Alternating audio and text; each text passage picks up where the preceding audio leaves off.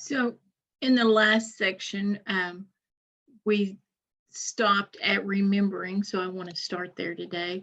So developmental scientists use habituation and preferential response that we discussed in that last section, as well as brain scans like fMRIs to look at infant memory.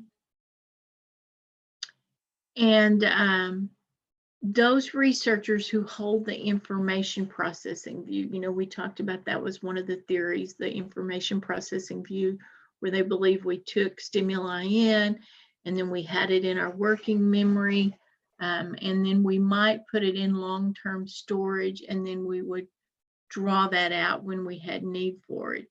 Those people who have that belief are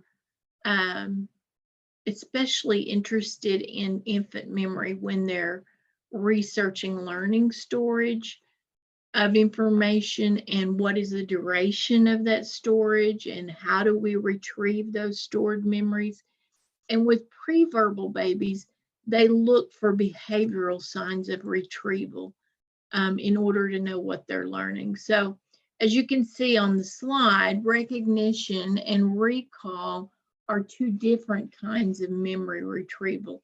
And so they require different skills. When researching recognition, researchers may use the habituation paradigm.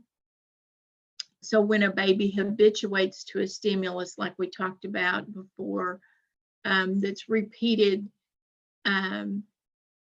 they are showing that the stimulus is familiar to them. So they're recognizing that stimulus. And we believe that recognition skills are actually present from birth. Your book gave the example of a 3-day-old sucking harder when the reward was its mother's voice rather than the voice of a nurse or another stranger. And other studies have also demonstrated that newborns are capable of recognition as early as about 2 hours after birth. So the auditory begins to function in the fetus at about 26 weeks. So the infant has lots of opportunities to hear its mother's voice. And your book explains how that works on page 86 if you're interested in reading about it. It is a bit fascinating. And with newborn, signs of recognition fade within a few minutes. So they may recognize something immediately after it's presented, but if you present it again a few minutes later, they may or may not recognize it. But they improve this skill very quickly, and it's believed that recognition speed at 4 months old is an indicator of how efficiently they will process information later. So even at 4 months old, they're making predictions on later data processing, if you will. So recognition is a feeling of familiarity when an experience is repeated. But remembering an experience from the past when it's not being repeated is called recall. So if something happens, okay, so you guys used recall in your introductions to tell me about your first memories. How about that? With recall, you must be able to form a mental representation that represents that object so that you can recall it. So babies have to be able to think by forming mental representations before they have recall ability, which is why it develops later. One way that we can tell an infant is able to recall information is deferred imitation, which is what I was talking about in the last section with my grandson. Most parents have had their infant imitate them when they're pretty young. If you stick out your tongue, they may stick out their tongue. Or if you clap, then they may clap. But deferred imitation requires a gap between the time they observe it and when they imitate it. So if you clap today and tomorrow they clap without you clapping again, then that would be an example of recall. Piaget believed that didn't happen until after the first year of life. And we now believe that it may happen by about 9 months old. That's about how old my grandson was when he would do the rubber stopper. And my granddaughter has learned to clap, and she is about 9.5 months old. She was born about 6 weeks early, but she's learned to clap, and so she will now clap without prompting. And so that's an example of recall. And I know that you guys can come up with your own examples of recall, but it has to be something that happens without prompting. So recall starts at about 9 months old. It improves tremendously during that second year, both in the duration of between the time the demonstration and the recall, and also in the complexity. So deferred imitation is very important because it's what makes observational learning or modeling, like we talked about in theories, possible. If they can remember what a person does, then toddlers can begin to imitate those actions. And this also supports language learning, which is very important. And believe me, it's very important. I have a 14-year-old who still only speaks in 1 and 2 word sentences. So I'm a big believer in language development. And this slide doesn't actually mention separation anxiety, but I do think it's important as well. When parents leave their very young infants with another caregiver, the infant doesn't seem to mind generally. But at about 8 months of age, when the infant becomes more aware of that object permanence, then they begin to miss their parents, or may cry or fuss when they're left with somebody else. And it's believed that this is related to that object permanence and also to greater cognition skills.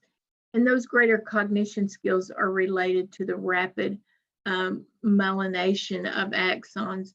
And we know that that increases the efficiency in several areas of the brain. And these areas include the frontal lobes where the planning takes place, but also the corpus callosum, which enhances the coordination of the functions of both sides of the brain. And if you don't know what the corpus callosum is, it's that tissue that links the two sides of the brain together. And they can actually do a surgery and clip that, but they only do that in very rare occasions of severe epilepsy. Some other parts of the brain are also affected that have to do with memory and balance and movement. So there's a lot of brain development that's going on during this time. I don't know if your book tells you or not, but more development in the brain happens during these early years than at any other time throughout life. And strangely enough, adolescence is the next busiest stage as far as brain development goes. So, when do infants start to have intentional actions? And Piaget believed that most actions were unintentional until about 8 to 12 months old.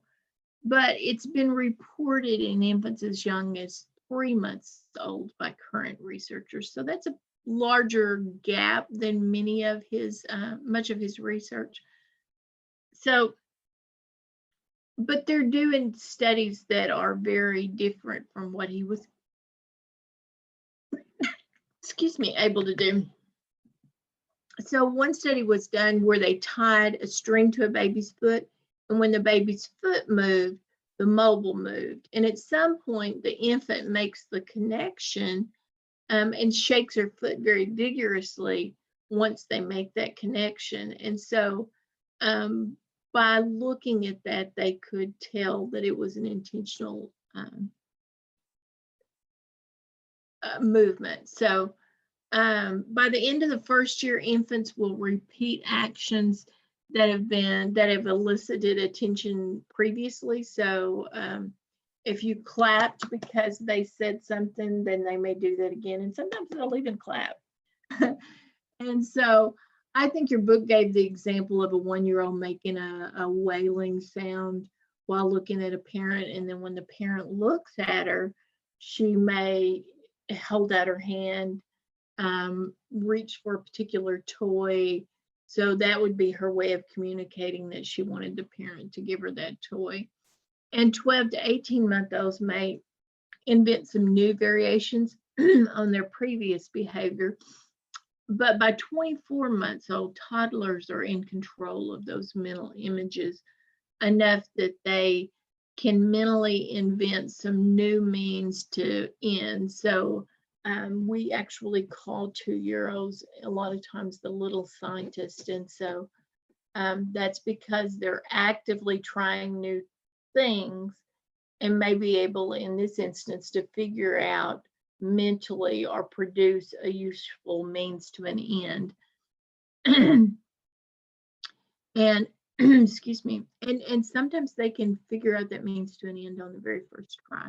So that's another thing that I want you to remember, is that children who are 2 or 24 months in that area are referred to as little scientists because during that 2-year-old year, they're actively trying out new things, and they may be able to actually figure out mentally and produce a useful means to an end on the very first try. So that's an important new distinction. What do babies know about the intentions of others? So take note on the slide of the difference between agency and intention. And agency is the ability to act alone, and intention is an internal mental state. So intention is an internal mental state, like a plan or a desire that's the source of the action. And then infants begin to understand agency by the end of the first year, like that baby wailing or crying to get the toy. So she views her parent as both the agent, the ability to act, and the intentional actor. So knowing that others can act intentionally is the start of or beginning of understanding that other people's thoughts and feelings and belief are not necessarily the same as yours. And that's the part of developing a theory of mind.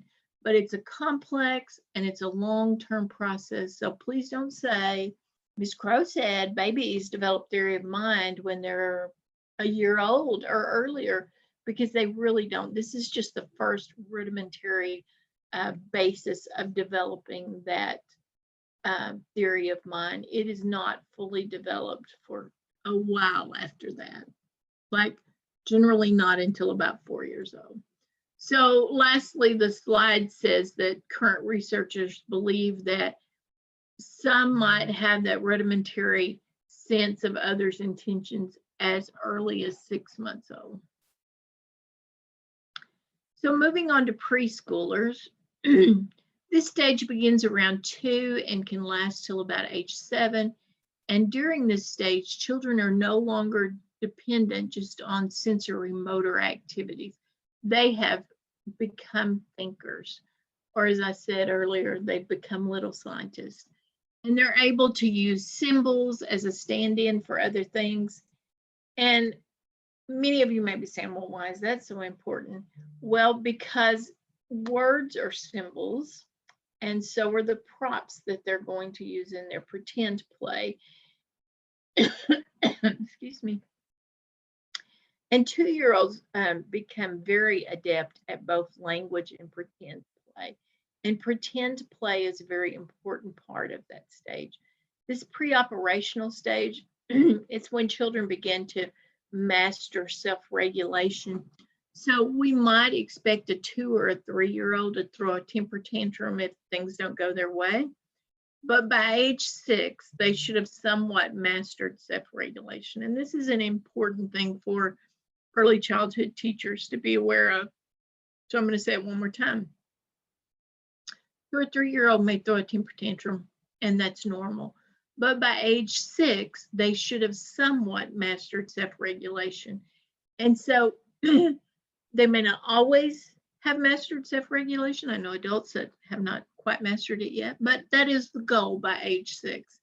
And self-regulation is also what allows us to focus on what we're doing, or thinking, or whatever it is that we're doing, even when other things are going on around us. So if they don't master that self-regulation, then they're going to have a really hard time in school environments trying to focus on what they need to focus on when there's other things going on around them.